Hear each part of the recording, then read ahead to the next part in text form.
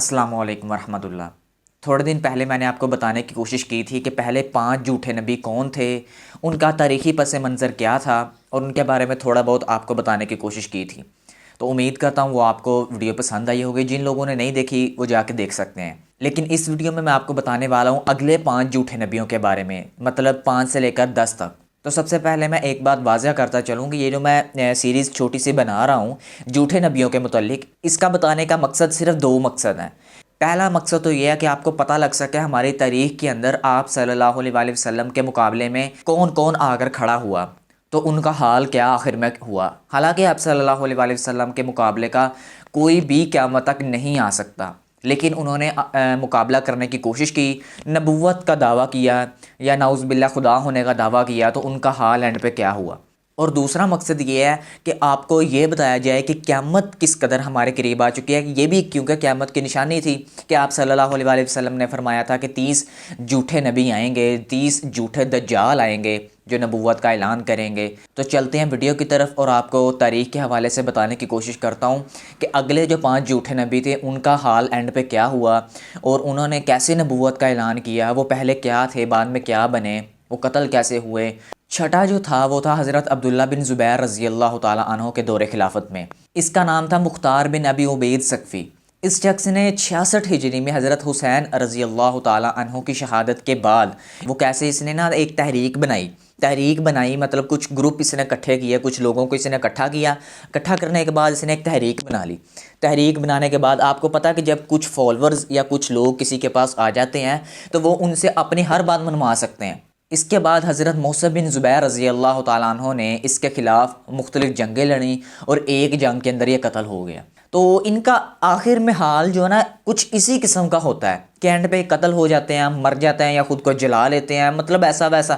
حالانکہ ان کو پتہ ہوتا ہے کہ آپ صلی اللہ علیہ وآلہ وسلم آخری نبی ہیں۔ میں نے آپ کو پہلے بھی بتایا تھا کہ ان کا مقصد صرف ایک ہوتا ہے کہ امت کے اندر فتنے کو عام کرنا، امت کے اندر فتنے کو پھیلانا، کیونکہ آپ صلی اللہ علیہ وآلہ وسلم نے فرمایا تھا کہ میرے بعد میری امت کو بہت سارے فتنوں سے گزرنا پڑے گا۔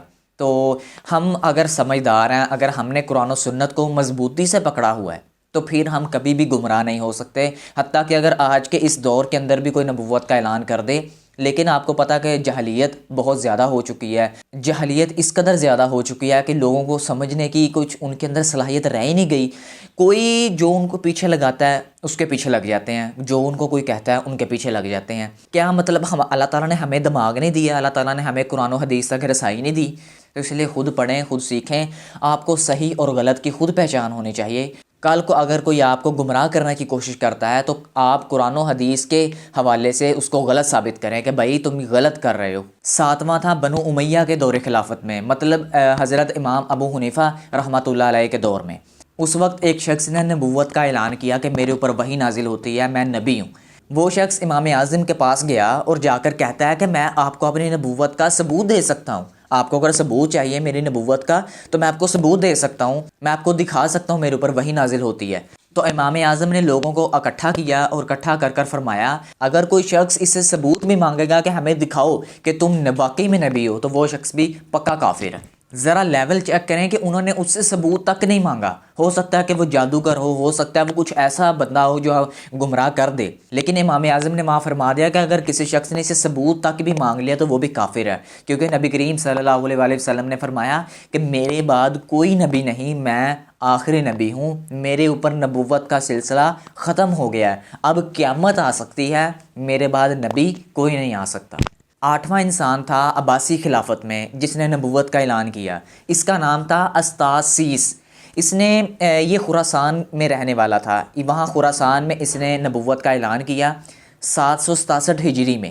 اس نے جب نبوت کا اعلان کیا تو وہاں کے آس پاس والے کچھ لوگوں نے اس کے اوپر ایمان لے آئے، مطلب ان کو ورگلایا، گمراہ کیا، اور وہاں کے لوگ جو ہیں کچھ علاقوں کے لوگ اس کے اوپر ایمان لے آئے، کچھ لوگوں نے مان لیا کہ واقعی میں نبی ہے یہ۔ شام کے بادشاہ نے جب اس تحریک کو، اس جھوٹے دعوے دار کو ختم کرنے کی کوشش کی تو وہ بیچارہ خود مارا گیا، لیکن بعد میں عباسی خلافت کے دوسرے خلیفہ منصور نے ابن خازم کی قیادت میں ان کے خلاف جنگیں لڑیں اور اس تحریک کو صفحہ ہستی سے مٹا دیا۔ یہی منصور خلیفہ، انہوں نے ابن خازم کی قیادت میں بہت سارے بڑے بڑے فوجی لشکر ان کی طرف لے کر گئے اور ان سے جنگیں لڑیں اور اس کو شکست دی، اور بعد میں اس نبوت کے دعوے دار کو اپنے بیٹوں کے ساتھ بغداد کی طرف بھیج دیا تھا۔ 9ویں نمبر پر جو آتا ہے اس کا نام تھا مکنہ۔ اس نے نعوذ باللہ خدا ہونے کا دعویٰ کیا تھا کہ میں انسانی شکل میں خدا ہوں۔ یہ اپنے چہرے کو ایک بہت خوبصورت لباس کے اندر چھپا کر رکھتا تھا، ڈھانک کر رکھتا تھا اپنے چہرے کو۔ اس نے خلیفہ منصور کے بیٹے المہدی کے خلافت میں مطلب 775 سے 785 کے درمیان جو آتی ہے، اس وقت اس نے پہلے نبوت کا اعلان کیا۔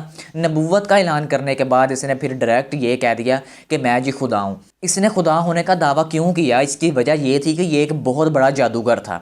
اس نے اپنے جادو کے ذریعے ایک مصنوعی سورج پیدا کر دیا تھا۔ مختلف لوگوں نے جب اس کی یہ نشانی دیکھی، اس کا جب یہ کرتب جادو دیکھا، تو کچھ لوگ اس کے اوپر ایمان لے کافر ہو گئے۔ اس نے اپنے جادو کے ذریعے بہت سی حیرت انگیز اور بھی چیزیں پیدا کی ہوئی تھی، اس وجہ سے لوگ بیچارے گمراہ ہوتے چلے گئے اور اس کا فتنہ بہت زیادہ پھیل گیا تھا۔ اس فتنے کو ختم کرنے کے لیے بہت ساری فوجیں آئیں اس سے لڑنے کے لیے، بہت ساری فوجوں نے اس کے خلاف جنگیں لڑیں، لیکن وہ جنگیں ہارتے گئے۔ آخرکار اینڈ پہ بغداد سے بہت ساری فوجیں آئیں، ایک دم سے فوجیں آئیں اور اس کے اوپر حملہ آور ہوئیں، تو وہاں پر یہ قتل ہو گیا۔ کچھ روایات میں آتا ہے کہ یہ شخص ایسا تھا کہ اس نے اینڈ پر خود کو جلا لیا تھا، خود کو آگ لگا لی تھی، لیکن کچھ روایات میں آتا ہے کہ یہ قتل ہو گیا تھا۔ یہ اس قدر گہرا فتنہ تھا کہ یہ اپنی تعلیمات کو اسلامی تعلیمات کہہ کر پکارتا تھا، کہتا تھا کہ یہ اصل میں جو تعلیمات ہیں نا، یہ اسلامی تعلیمات ہی ہیں، مطلب کہ اوپر پردہ کچھ اور ہے، اندر پردہ کچھ اور ہے، اور یہ خود کو چھپا کر رکھتا تھا، اور اس کے جو آگے آنے والے پیروکار تھے، جو لوگ تھے اس کو ماننے والے، وہ بھی اپنے آپ کو سفید لباس میں چھپا کر رکھتے تھے۔ 10ویں نمبر پر جو آتا ہے اس کا نام تھا کرامتا۔ اس شخص نے نبوت کا اعلان کیا۔ یہ ایک پورے کے پورے گروہ کی شکل میں تھا۔ اس گروہ نے بہت سے لوگوں کو گمراہ کیا، بہت سے لوگوں کو اپنا پیروکار بنایا، بہت سے لوگوں کے اندر فتنہ رونما کیا۔ اگر میں یہ کہوں کہ اس کا فتنہ اس قدر شدید تھا کہ بہت سے لوگ اپنے ایمان سے پھر گئے، بہت سے لوگ اپنے عقائد سے پھر گئے، تو یہ کہنا غلط نہیں ہوگا۔ یہ اپنی تعلیمات کو اسلامی تعلیمات کہتا تھا، لوگ بیچارے اس کے چنگل میں پھنستے گئے اور بہت سے لوگ اپنے ایمان سے پھر گئے۔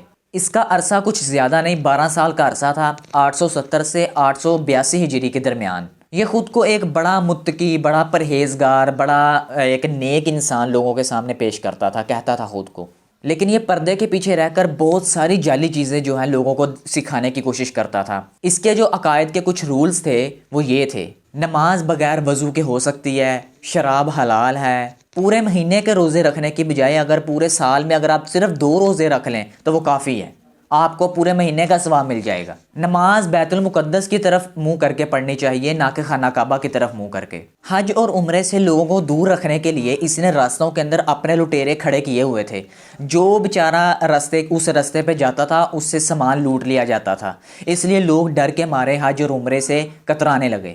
اس نے خانہ کعبہ سے حجر اسود کو بھی چرا لیا تھا، مطلب 870 سے 882 کے درمیان والے عرصے میں اس نے خانہ کعبہ سے حجر اسود کو چرا لیا، جو کہ 951 ہجری کے اندر جو ہے خانہ کعبہ کے اندر دوبارہ وہ نصب حجر اسود کیا گیا۔ آپ ذرا سوچیں، میرے خیال سے آدھی صدی سے بھی زیادہ جو ہے حجر اسود خانہ کعبہ سے دور رہا، غائب رہا تھا، صرف اس انسان کی وجہ سے۔ اگر آپ اس کی تاریخ کا مطالعہ کریں گے تو آپ کو لگے گا یہ بہت نیک، بہت شریف انسان ہے، بہت متقی انسان ہے، لیکن یہ اسلامی عقائد کے اندر، اسلامی تعلیمات کے اندر خود سے رائتیں دیتا تھا۔ ان تمام باتوں کا بتانے کا مقصد صرف اتنا سا ہے کہ آج کل بھی بہت سارے فتنے رونما ہو رہے ہیں، بہت سارے فتنے نکل رہے ہیں۔ خدا را اپنے آس پاس نظر دوڑائیں، اپنے آس پاس دیکھیں کہ آپ کے ارد گرد، میرے ارد گرد کون کون سے ایسے فتنے ہیں جو رونما ہو رہے ہیں۔ اپنے آپ کو ان فتنوں سے بچائیں۔ اگر اس دور کے اندر یہ سب سے بڑا فتنہ تھا کہ جھوٹے نبی بہت سارے نکلتے تھے اور لوگ ان کے اوپر ایمان لے آتے تھے، تو ہمارے دور کے اندر اور بہت سارے فتنے ہیں جن سے ہم نے خود کو بچانا ہے۔